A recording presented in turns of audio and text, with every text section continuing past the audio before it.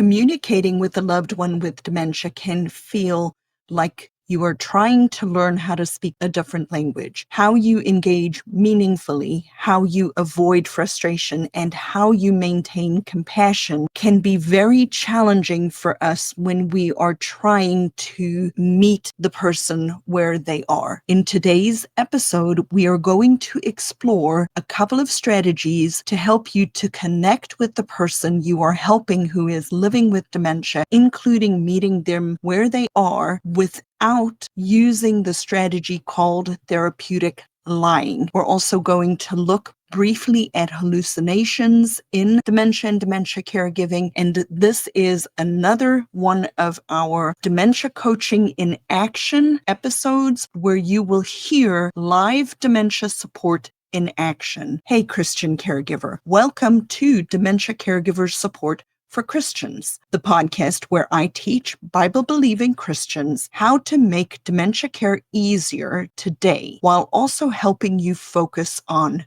tomorrow. If you are a Christian spouse, an adult child, or a family member of a person living with dementia, this podcast is for you. Here, we are focusing on kingdom-focused caregiving, as well as honoring the Lord Jesus Christ in our caregiving journey. This podcast is for you whether you have just found out somebody you love has dementia, or if you have been navigating this journey for 20 years. So listen to today's episode where we explore live dementia support in action.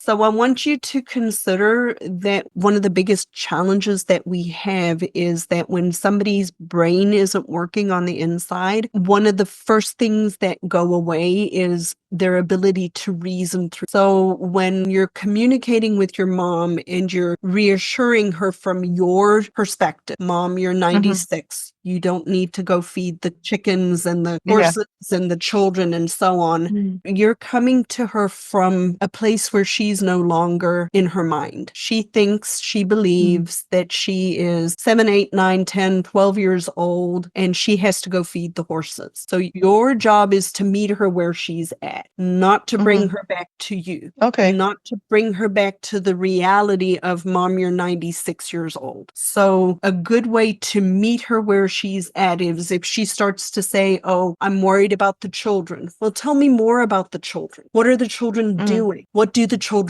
need? How can we help the children? Get her to talk about what it is that she's believing. And then you just validate her emotions and say, I will take care of the children. I will go do, and then tell her what she's done, and then reassure her that they're being taken care of. The same thing with the animals. Oh, it's time for me to go feed the chickens. Well, Mom, tell me a little bit more about what we did when we go feed the chickens, and get her to talk, because she's reliving that period in her life. And when our brain is not working as well as it did before, trying to bring them to our reality does not work. We meet them where they are. Okay. Did that help? Yes. Yeah. I almost feel sometimes that I'm not being honest with her if I sort of pretending that there are still sort of hens and horses and children to be minded when there aren't. But I'm not telling you to lie to her. Yeah. I'm telling you to ask her what she believes. Okay. Just investigate. Yeah. Investigate it. Yeah. What does she believe about? So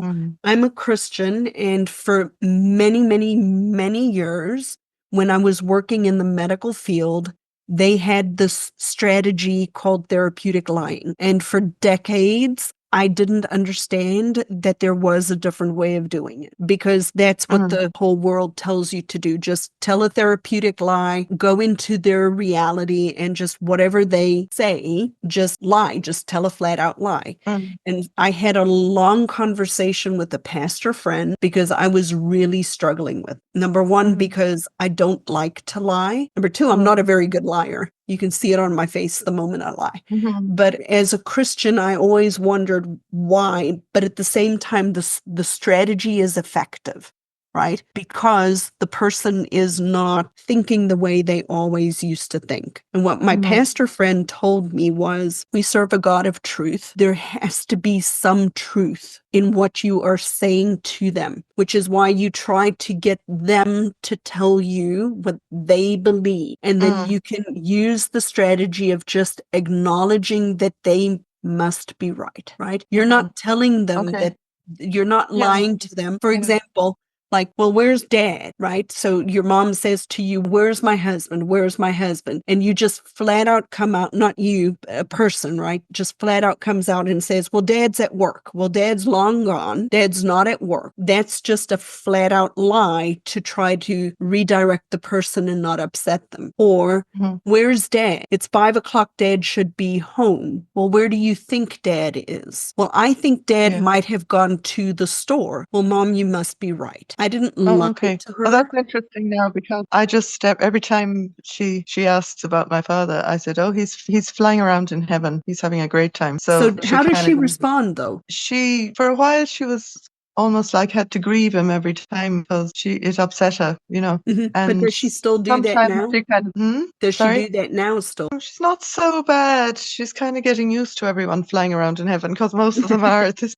But she sort of it doesn't affect her too much anymore. She just kind of gets a kind of oh dear, So there are a couple of ways that people have chosen to do that. I've had people I've worked with who would just continue to reiterate the person has passed away because the response of the person wasn't magnified. You understand what I mean? But like some people, if you tell them, oh, your husband has passed away, and they go into a total grief cycle every day, that's a hard thing to relive. But if she's not, like, you have to know the person that you're helping. As long as what you're doing doesn't make the situation worse, then you can continue to do what you've been doing if it's working. But if it makes it worse, that's when you want to try something different. Oh, there's a big one. I forgot about this. She keeps seeing people all over the room. Okay, so that's probably hallucinating. So your mom, even though she doesn't have a diagnosis, has definitely got dementia. Okay, since she's at the later part of her life, and since we've had some of these medical things happen, people who have dementia frequently hallucinate. So a hallucination is seeing, hearing, smelling something that is not there. Okay, so they really see, hear, or smell, or taste something that isn't there. A delusion is believing something falsely, right? So people get paranoid. They get a paranoid delusion. Somebody's stealing things.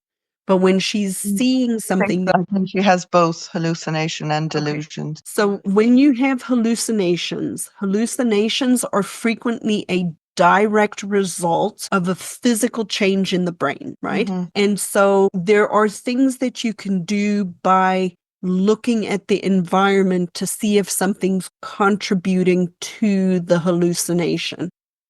People who are really benefiting from the community are the people who joined earlier on before they need it and that have been active and are participating in the community, because then they already know what questions to ask and they have a place to come, and they're not constantly wondering, what do I need to do? How do I need to do it? So people listening are interested in tapping into or learning about the community. I'd invite you to just go to the website, thinkdifferentdementia.com.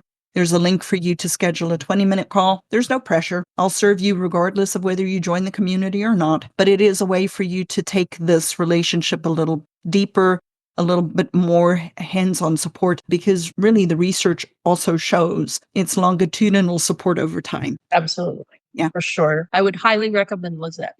She's awesome. Tracy, I appreciate that endorsement. You are welcome. Thank you, everybody, for listening today. And as I try to remember, I don't always remember. May the Lord bless you and keep you, and come back and listen some more. I'm hoping to do more of these coaching style episodes on a Friday. So come back and check us out. And thank you for being here today.